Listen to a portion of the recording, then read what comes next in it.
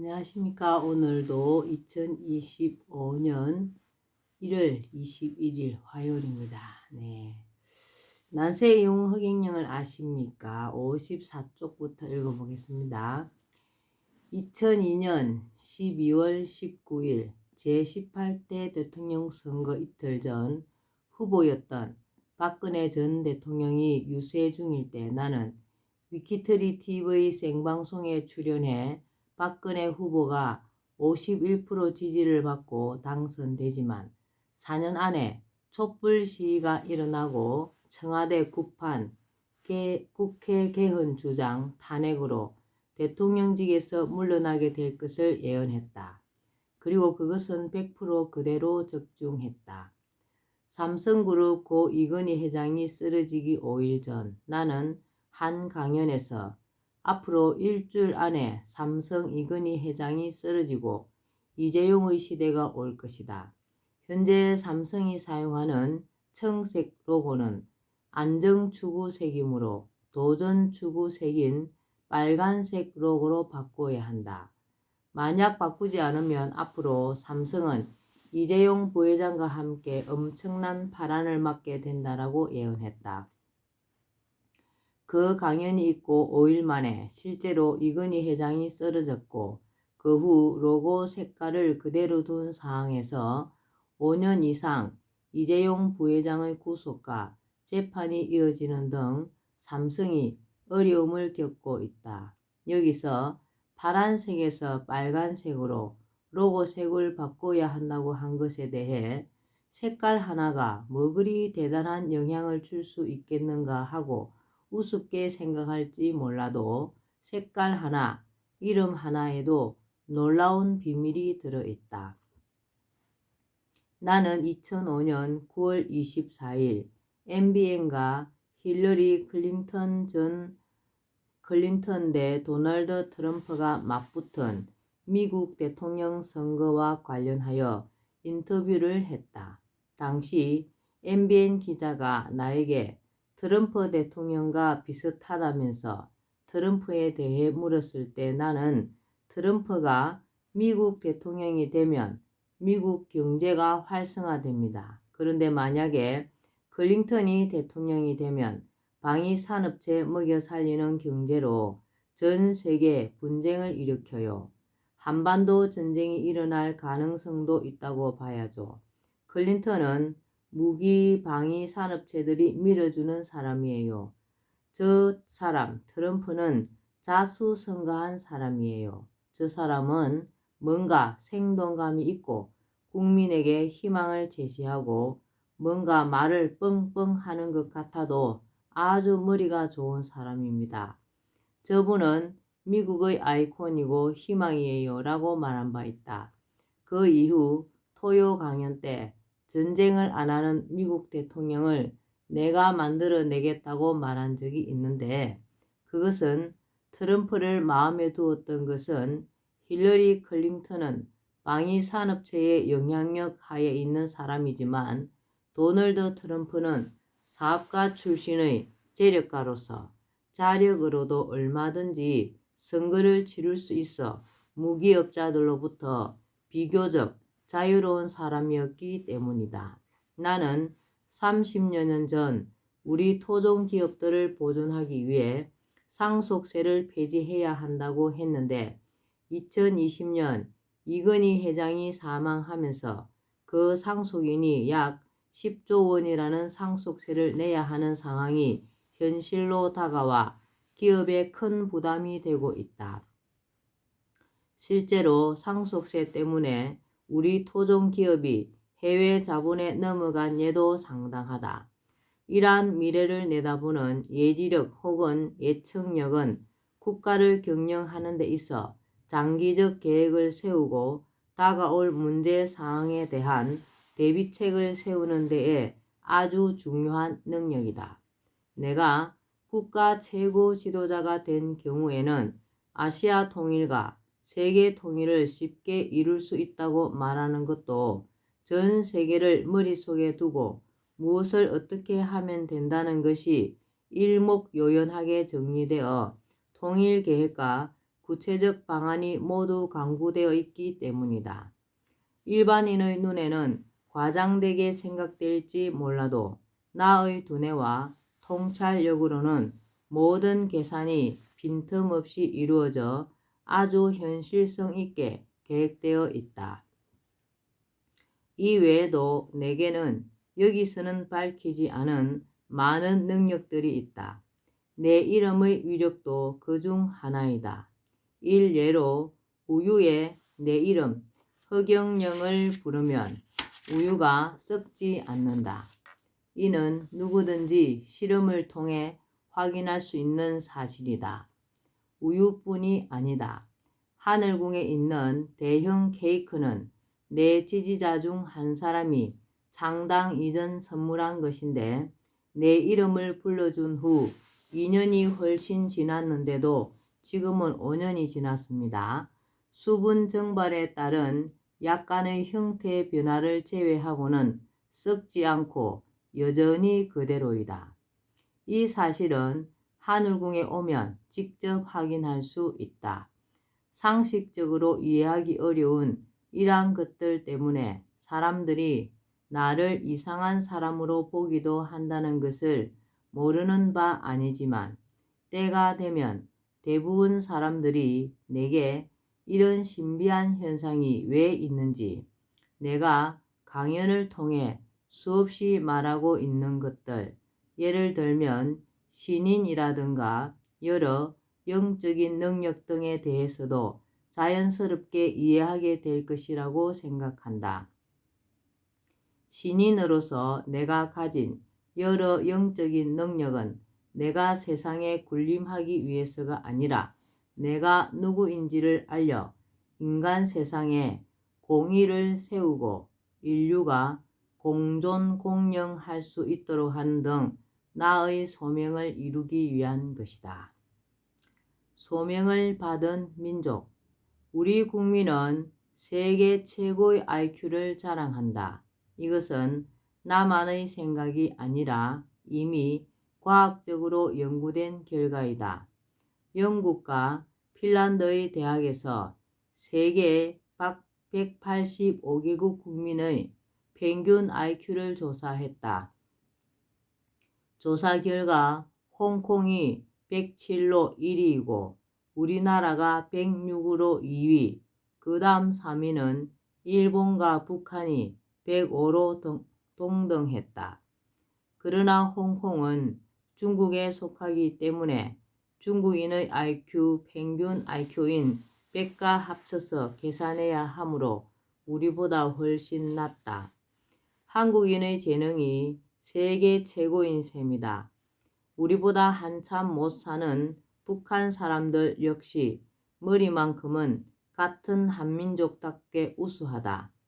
일본 사람들도 똑똑한데 그것은 한민족의 피가 섞였기 때문이다. 그러나 한반도에 자리 잡은 한국인을 따라오지는 못한다. 일본 최고 재벌은 손정희 회장으로 한국계이다. 한때 중국 최고 재벌이었던 알리바바의 마윈이 사업을 시작할 때 손 회장이 2천만 달러를 투자했으니 한국계가 중국의 최고 재벌도 만들어 주었다고 볼 수 있다. 내가 한민족의 IQ가 세계 최고라고 자랑을 늘어놓은 이유는 따로 있다. 이런 머리 좋은 민족의 능력이라면 세계 경제의 중심에 설 수 있고 국제적인 지도 국가로서 우뚝 설 수 있는 충분한 능력이 있다는 것을 말하고 싶어서이다. 우수한 민족, 한민족. 실제로 우리 민족은 대단히 우수한 민족이다. 세종대왕이 만든 한글은 세계인이 인정하는 세계 최고의 글자로 유네스코 세계기록유산으로 등록되었다. 발성기관을 본뜨고 천지인을 응용한 창제 원리가 놀랍도록 과학적이다. 실용성도 탁월하여 표현할 수 없는 말이 없으며 배우기도 아주 쉽다. 또 컴퓨터 자판으로 세계에서 가장 빨리 칠 수 있는 글자로서 한자보다 60배 빠르고 영어보다도 2배가 빠른 IT 시대 최적의 글자이기도 하다.